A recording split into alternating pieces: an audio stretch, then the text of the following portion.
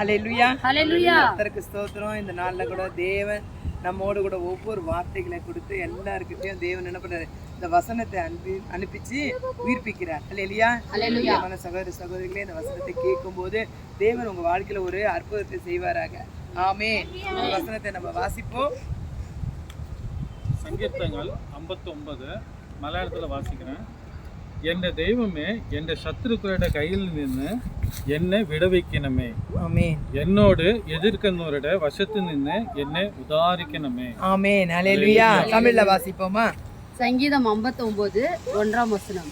என் தேவனே, என் சத்துருக்களுக்கு என்னை தப்புவியும், என் மேல் எழும்புவர்களுக்கு என்னை விலக்கி உயர்ந்த அடைக்கலத்திலே வையும். ஆமென். அல்லேலூயா.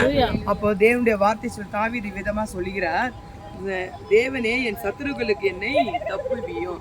பல பிரச்சனைகள், பல போராட்டங்கள், அநேகரால எதிர்ப்புகள், போராட்டங்கள், நிந்தனைகள், கஷ்டங்கள் வரும்போது தாவீது விதமா சொல்கிறார், தேவனே என்னை சத்துருக்கள் இருந்து என்ன பண்ணுங்க, விடுவிக்க வேண்டும். அல்லேலூயா. தப்புவியும், என் மேல் எழும்புகிறவர்களுக்கு என்னை விலக்கி உயர்ந்த அடைக்கலத்திலே வையும். அல்லேலூயா. பிரியமான சகோதர சகோதரிகளே, நம்ம வாழ்க்கையில சத்துருவை போல பிரச்சனைகள் வெள்ளம் போல சாத்தான் வந்தாலும் கர்த்தர் ஆவியான நம்மளுக்கு கொடி பிடிப்பார். அல்லேலூயா.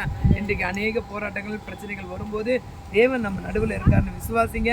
இந்த செய்தியை கேட்கும் போது தேவன் நம்ம வாழ்க்கையில ஒரு அற்புதத்தை செய்வாராக. அல்லேலூயா.